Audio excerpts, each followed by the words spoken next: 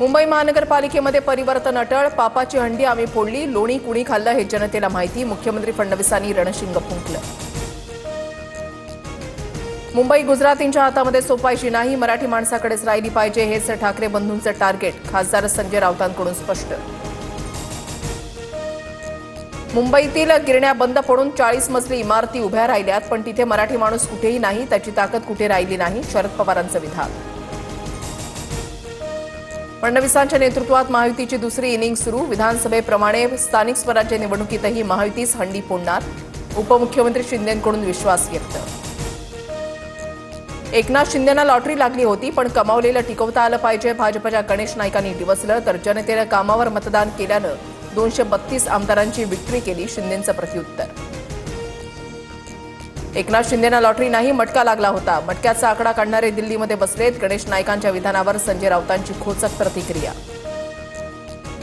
सांगलीतल्या कार्यक्रमात अजित पवार आणि जयंत पाटलांमध्ये जुंपली, एनडी पाटलांनी सत्तेसाठी कधीही तडजोड केली नाही, वाळवा तालुका स्वाभिमानी लोकांचा सहजासहजी झुकत नाही, जयंत पाटलांचा अजितदादांना टोला.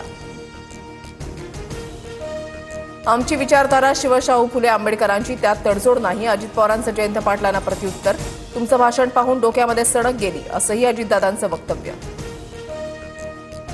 अजितदादांचं आधी माझ्यावर लक्ष असायचं, पण आता ते गावकीचा विचार करतात, भावकीला विसरले, अजित पवारांसमोरच रोहित पवारांची टोलेबाजी.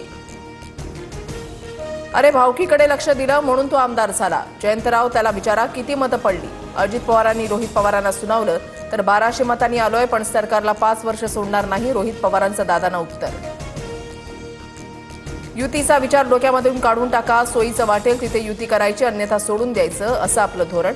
स्थानिक स्वराज्य निवडणुकीसंदर्भात प्रफुल्ल पटेल स्पष्टच बोलले.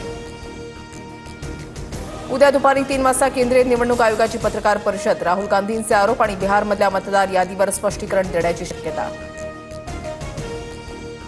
मुंबईच्या मानखुर्दमध्ये एका गोविंदाचा मृत्यू, दहीहंडीचा दोर बांधताना खाली पडून दुर्घटना, तर आतापर्यंत 75 गोविंदा जखमी असल्याची माहिती, 32 जणांवर उपचार सुरू, उर्वरित 43 जणांना डिस्चार्ज. मुंबईसह महाराष्ट्रामध्ये दहीहंडीची धूम, पहिल्या 10 थरांचा विश्वविक्रम मोडत कोकण नगर गोविंदा पथकाला 25 लाखांचं बक्षीस, तर कोकण नगर मंडळानंतर जय जवान पथकानंही रचले 10 थर. बायको नांद्याला येत नसल्यानं बापानं 4 मुलांसह जीवन संपवलं, मुलांना विहिरीमध्ये ढकलून बापाची आत्महत्या. अहिल्यानगरच्या राहाता तालुक्यामधील धक्कादायक घटना, तिघांचे मृतदेह बाहेर काढले, दोघांचा शोध सुरू. पैनगंगा नदीनं धोक्याची पातळी ओलांडल्यानं नांदेडमध्ये पूर परिस्थिती गंभीर, पूर परिस्थितीमुळे मराठवाडा आणि विदर्भाचा संपर्क तुटला, माहूर आणि धानोडा दरम्यानचा पूल पाण्याखाली, पैनगंगा नदीच्या पुलावर पोलिसांचा बंदोबस्त. मुसळधार पावसामुळे यवतमाळच्या पैनगंगा नदी काठावरील गावांना सतर्कतेचा इशारा, ढाणकी बिटरगाव रस्त्यावरील पुलावरून पाणी वाहत असल्यानं 22 गावांचा संपर्क तुटला, पुराचं पाणी घरात शिरून मोठं नुकसान, शेती पिकंही जमीनदोस्त. कृषी मंत्री दत्तात्रय भरणे शेतकऱ्यांच्या बांधावर, धाराशिवमधील नुकसानग्रस्त भागाचा कृषी मंत्र्यांकडून आढावा, नुकसानीचे ताबडतोब पंचनामे करण्याच्या प्रशासनाला सूचना.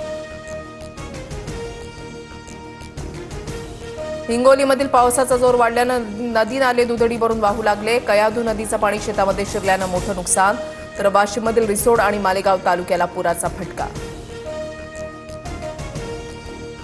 खराब रस्त्यामुळे आक्रमक विद्यार्थ्यांकडून सरपंचाच्या गाडीवर चिखलफेक, अहिल्यानगरच्या शेवगाव तालुक्यामधल्या नवीन दहिफळ गावामधली घटना, चिखलामध्ये गाडीतून उतरताना सरपंचाची चांगलीच तारांबळ.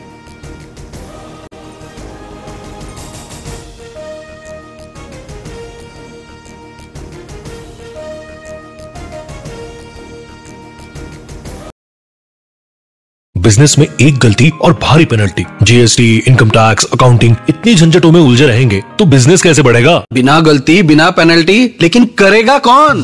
प्रो मुनीम, आपका पर्सनल अकाउंटेंट, सिर्फ 65 रुपए पर डे में accounting, GST, income tax, professional tax, filing, बिना किसी एक्स्ट्रा चार्जेस, सटीक सुरक्षित प्रोफेशनल सेवा। मैं तो प्रो मुनीम से जुड़ रहा हूँ, और आप अभी कॉल करें 1800 266 1294 या विजिट करें promunim.com।